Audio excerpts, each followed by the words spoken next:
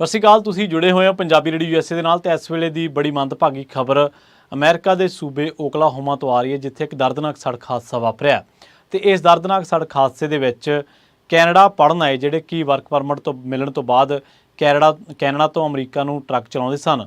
ਦੋ ਚਚੇਰੇ ਭਰਾਵਾਂ ਦੀ ਦਰਦਨਾਕ ਮੌਤ ਹੋ ਜਾਣ ਬਾਰੇ ਪਤਾ ਲੱਗਿਆ। ਇਹ ਦੋਵੇਂ ਚਚੇਰੇ ਭਰਾ ਕੈਨੇਡਾ ਸਟੱਡੀ ਵੀਜ਼ੇ ਤੇ ਆਏ ਸਨ ਤੇ ਕੈਨੇਡਾ ਦੇ ਵਿੱਚ ਆਉਣ ਤੋਂ ਪਹਿਲਾਂ ਇਹ ਹਰਿਆਣਾ ਦੇ ਯਮੁਨਾ ਨਗਰ ਦੇ ਵਿੱਚ ਕਸਬਾ ਪੈਂਦਾ ਰਦੌਰ, ਉੱਥੋਂ ਦੇ ਹੜਤਾਨ ਪਿੰਡ ਦੇ ਸੀਗੇ ਦੋਵੇਂ ਚਚੇਰੇ ਭਰਾ। ਪੂਰਾ ਮਾਮਲਾ ਕੀ ਹੈ ਤੇ ਇਹ ਹਾਦਸਾ ਵਾਪਰਿਆ ਕਿਵੇਂ, ਇਹਦੇ ਬਾਰੇ ਤੁਹਾਨੂੰ ਤਫਸੀਲ ਦੇ ਨਾਲ ਦਿੰਦੇ ਹਾਂ ਜਾਣਕਾਰੀ। ਟਲਸਾ ਇੱਕ ਸ਼ਹਿਰ ਹੈ ਓਕਲਾਹੋਮਾ ਦੇ ਵਿੱਚ, ਜਿੱਥੇ ਇੱਕ UPSC ਟਰੱਕ ਤੇ ਸੈਮੀ ਟਰੱਕ ਦੇ ਵਿਚਾਲੇ ਜ਼ਬਰਦਸਤ ਟੱਕਰ ਹੋ ਗਈ ਸੀਗੀ। ਦੋ ਭਾਰਤੀ ਨੌਜਵਾਨ ਇਸ ਟੱਕਰ ਦੇ ਵਿੱਚ ਮਾਰੇ ਗਏ। ਇਹਨਾਂ ਦੋਨਾਂ ਨੌਜਵਾਨਾਂ ਬਾਰੇ ਦੱਸਿਆ ਜਾਂਦਾ ਕਿ ਇਹ ਹਰਿਆਣਾ ਦੇ ਨਾਲ ਸੰਬੰਧਿਤ ਸਨ ਤੇ ਵਿਦਿਆਰਥੀ ਵੀਜ਼ੇ ਤੇ ਉਹ ਕੈਨੇਡਾ ਪਹੁੰਚੇ ਸੀਗੇ।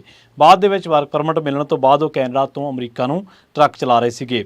ਇਹ ਹਾਦਸਾ 165 ਦੇ ਨੇੜੇ ਈਸਟਬਾਊਂਡ ਰੂਟ I-44 ਦੇ ਉੱਤੇ ਤੜਕੇ ਕਰੀਬ 3:30 ਵਜੇ ਵਾਪਰਿਆ, ਜਿਸ ਦੇ ਵਿੱਚ ਇੱਕ ਸੈਮੀ ਟਰੱਕ ਤੇ ਇੱਕ UPSC ਟਰੱਕ ਦੀ ਆਮੋ ਸਾਹਮਣੇ ਟੱਕਰ ਹੋ ਗਈ ਸੀ। ਉਸ ਤੋਂ ਬਾਅਦ ਸੈਮੀ ਟਰੱਕ ਨੂੰ ਭਿਆਨਕ ਅੱਗ ਲੱਗ ਗਈ ਸੀਗੀ ਤੇ ਤਿੰਨੇ ਲੇਨਾਂ ਇਸ ਹਾਦਸੇ ਕਰਕੇ ਫਿਰ ਹਾਈਵੇ ਦੀਆਂ ਫਰੀਵੇ ਦੀਆਂ ਉਹ ਬੰਦ ਹੋ ਗਈਆਂ ਸੀਗੀਆਂ। ਤੇ ਓਕਲਾਹੋਮਾ ਪੁਲਿਸ ਅਧਿਕਾਰੀ ਮਾਰਕ ਨੇ ਦੱਸਿਆ ਕਿ ਇਹ ਕਈ ਸਾਲਾਂ ਦੇ ਵਿੱਚ ਵਾਪਰਿਆ ਪਹਿਲੀ ਵਾਰੀ ਇੰਨਾ ਗੰਭੀਰ ਹਾਦਸਾ, ਜਿਹਦੇ ਵਿੱਚ ਕੁਝ ਹੀ ਸਕਿੰਟਾਂ ਦੇ ਵਿੱਚ ਇੱਕ ਟਰੱਕ ਨੂੰ ਅੱਗ ਲੱਗ ਗਈ ਸੀਗੀ। ਦੱਸਿਆ ਜਾ ਰਿਹਾ ਕਿ ਇਹ ਜਿਹੜੇ ਦੋਵੇਂ ਚਚੇਰੇ ਭਰਾ ਇਹ ਕੁਝ ਸਮਾਂ ਪਹਿਲਾਂ ਕੈਨੇਡਾ ਦੇ ਬਰੈਂਪਟਨ ਦੇ ਵਿੱਚ ਪਹੁੰਚੇ ਸਨ। ਬਰੈਂਪਟਨ ਦੇ ਵਿੱਚ ਕੰਮ ਕਰਦਿਆਂ ਇਹ ਹੌਲੀ ਹੌਲੀ ਫਿਰ ਮਤਲਬ ਕਿ ਵਰਕ ਪਰਮਿਟ ਜਦੋਂ ਮਿਲਿਆ ਇਹਨਾਂ ਨੇ, ਤੇ ਉਸ ਤੋਂ ਬਾਅਦ ਇਹਨਾਂ ਨੇ ਕੈਨੇਡਾ ਤੋਂ ਅਮਰੀਕਾ ਨੂੰ ਟਰੱਕ ਜਿਹੜਾ ਚਲਾਉਣਾ ਸ਼ੁਰੂ ਕਰ ਦਿੱਤਾ ਸੀਗਾ। ਰੋਹਿਤ ਅਤੇ ਪ੍ਰਿੰਸ ਦੋਨਾਂ ਦੇ ਨਾਂ ਦੱਸੇ ਗਏ ਨੇ, ਜਿਨ੍ਹਾਂ ਦੇ ਵਿੱਚੋਂ ਇੱਕ ਡਰਾਈਵਰ ਸੀਗਾ ਤੇ ਇੱਕ ਹੈਲਪਰ ਸੀਗਾ। ਤੇ ਵਾਪਸੀ ਦਾ ਸਫ਼ਰ ਜਦੋਂ ਕੈਨੇਡਾ ਨੂੰ ਵਾਪਸੀ ਕਰ ਰਹੇ ਸੀਗੇ, ਉਦੋਂ ਓਕਲਾਹੋਮਾ ਦੇ ਸ਼ਹਿਰ ਟਲਸਾ ਦੇ ਨੇੜੇ ਇਹ ਭਿਆਨਕ ਹਾਦਸਾ ਵਾਪਰਿਆ। ਟਰੱਕ ਦੇ ਨਾਲ ਟਕਰਾ ਕੇ ਡੀਜ਼ਲ ਦੀ ਜਿਹੜੀ ਟੈਂਕੀ ਸੀਗੀ ਉਹ ਫਟ ਗਈ ਸੀ, ਜਿਸ ਨੂੰ ਭਿਆਨਕ ਅੱਗ ਲੱਗ ਗਈ ਤੇ ਦੋਵੇਂ ਚਚੇਰੇ ਭਰਾਵਾਂ ਦੀ ਫਿਰ ਦਰਦਨਾਕ ਮੌਤ ਹੋ ਗਈ। ਇਹਨਾਂ ਦੇ ਵਿੱਚ ਜਿਹੜਾ ਮ੍ਰਿਤਕ ਰੋਹਿਤ ਹੈ, ਉਹਦੇ ਪਿਤਾ ਅਜਮੇਰ ਸਿੰਘ ਅਤੇ ਮਾਂ ਜਸਵਿੰਦਰ ਦੋਵਾਂ ਨੂੰ ਮਿਲਣ ਵਾਸਤੇ 23 ਜੁਲਾਈ ਨੂੰ ਕੈਨੇਡਾ ਗਏ ਸੀਗੇ, ਜੋ ਕਿ ਇਸ ਸਮੇਂ ਕੈਨੇਡਾ ਦੇ ਵਿੱਚ ਹੀ ਨੇ। ਹਰਿਆਣਾ ਦੇ ਯਮੁਨਾ ਨਗਰ ਦੇ ਰਦੌਰ ਕਸਬੇ ਦੇ ਪਿੰਡ ਹੜਤਾਨ ਤੋਂ ਇਹ ਕੈਨੇਡਾ ਗਏ ਸੀਗੇ। ਥੋੜ੍ਹਾ ਸਮਾਂ ਪਹਿਲਾਂ ਹੀ ਇਹ ਕੈਨੇਡਾ ਗਏ ਸੀ ਤੇ ਇਸ ਹਾਦਸੇ ਬਾਰੇ ਖਬਰਾਂ ਦੇ ਮੁਤਾਬਕ, ਕੁਝ ਵੈਬਸਾਈਟਾਂ ਦੇ ਮੁਤਾਬਕ ਇਹ ਹਾਦਸਾ 7 ਜੁਲਾਈ ਨੂੰ ਵਾਪਰਿਆ ਤੜਕੇ 3 ਵਜੇ। ਸੋ ਦੱਸਿਆ ਜਾ ਰਿਹਾ ਕਿ ਉਸ ਤੋਂ ਬਾਅਦ ਜਿਹੜਾ ਦੂਜਾ ਟਰੱਕ ਸੀਗਾ ਉਹਦੇ ਡਰਾਈਵਰ ਨੂੰ ਵੀ ਮਾਮੂਲੀ ਸੱਟਾਂ ਲੱਗੀਆਂ ਨੇ ਤੇ ਉਹਨੂੰ ਹਸਪਤਾਲ ਜਿਹੜਾ ਉਹ ਪਹੁੰਚਾਇਆ ਗਿਆ ਤੇ UPSC ਟਰੱਕ ਦੇ ਡਰਾਈਵਰ ਨੂੰ ਮਾਮੂਲੀ ਸੱਟਾਂ ਲੱਗੀਆਂ ਨੇ। ਸੋ ਬੜਾ ਮੰਦਭਾਗਾ ਇਹ ਸੜਕ ਹਾਦਸਾ ਵਾਪਰਿਆ, ਜਿਹਦੇ ਵਿੱਚ ਦੋ ਚਚੇਰੇ ਭਰਾ ਔਰ ਹਰਿਆਣਾ ਤੋਂ ਜਿਹੜੇ ਪਹੁੰਚੇ ਸੀ ਕੈਨੇਡਾ ਦੇ ਵਿੱਚ ਵਰਕ ਪਰਮਿਟ ਲਿਆ। ਵਰਕ ਪਰਮਿਟ ਲੈਣ ਤੋਂ ਬਾਅਦ ਕੈਨੇਡਾ ਤੋਂ ਅਮਰੀਕਾ ਨੂੰ ਟਰੱਕ ਚਲਾ ਰਹੇ ਸੀਗੇ। ਜਦੋਂ ਵਾਪਸੀ ਕਰ ਰਹੇ ਸੀਗੇ ਕਿਤੇ ਵੀ ਲੋਡ ਲਾ ਕੇ, ਤਾਂ ਉਸ ਤੋਂ ਬਾਅਦ ਵਾਪਸੀ ਸਮੇਂ ਇਹ ਹਾਦਸਾ ਵਾਪਰ ਗਿਆ। ਇੱਕ UPSC ਟਰੱਕ ਦੇ ਨਾਲ ਜਿਹੜਾ I-44 ਦੇ ਉੱਤੇ ਇਹਨਾਂ ਦੀ ਟੱਕਰ ਹੁੰਦੀ ਹੈ।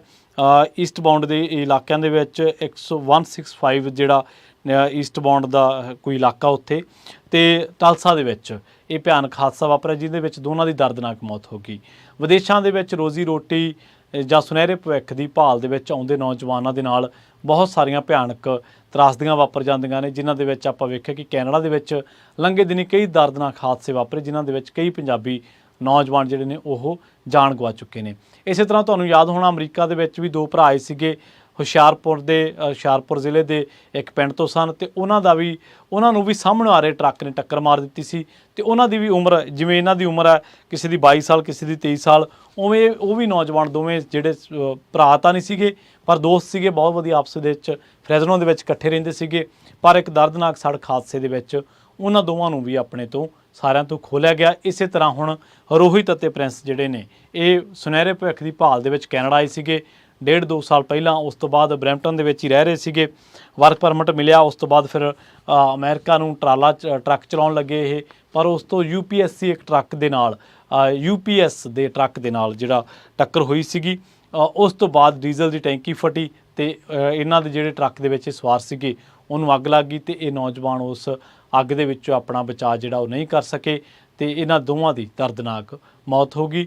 ਹਰਿਆਣੇ ਦੇ ਜਿੰਨੇ ਵੀ ਲੋਕ ਇੱਥੇ ਰਹਿੰਦੇ ਨੇ ਉਹਨਾਂ ਦੇ ਵਿੱਚ ਬਹੁਤ ਗਮੀ ਦੇਖੀ ਜਾ ਰਹੀ ਹੈ, ਕਿਉਂਕਿ ਉਹ ਕਈ ਪਰਿਵਾਰਾਂ ਦੇ ਨਾਲ ਸਾਂਝ ਸੀਗੀ ਇਹਨਾਂ ਲੋਕਾਂ ਦੀ, ਹਰਿਆਣੇ ਦੇ ਜਿਹੜੇ ਵੀ ਭਾਈਚਾਰਾ। ਉਸ ਤੋਂ ਬਾਅਦ ਉੱਥੇ ਜਿਹੜਾ ਹੜਤਾਨ ਪਿੰਡ ਦੇ ਨੇੜੇ ਤੇੜੇ ਜਿੰਨੇ ਵੀ ਇਲਾਕੇ ਦੇ ਲੋਕ ਨੇ ਉਹਨਾਂ ਦੇ ਵਿੱਚ ਵੀ ਬਹੁਤ ਸੋਗ ਦੀ ਲਹਿਰ ਦੌੜ ਗਈ ਜਦੋਂ ਇਹਨਾਂ ਨੌਜਵਾਨਾਂ ਦੀ ਦਰਦਨਾਕ ਮੌਤ ਦੇ ਬਾਰੇ ਪਤਾ ਲੱਗਿਆ। ਬਹੁਤ ਬਹੁਤ ਧੰਨਵਾਦ। ਸਤਿ ਸ਼੍ਰੀ ਅਕਾਲ।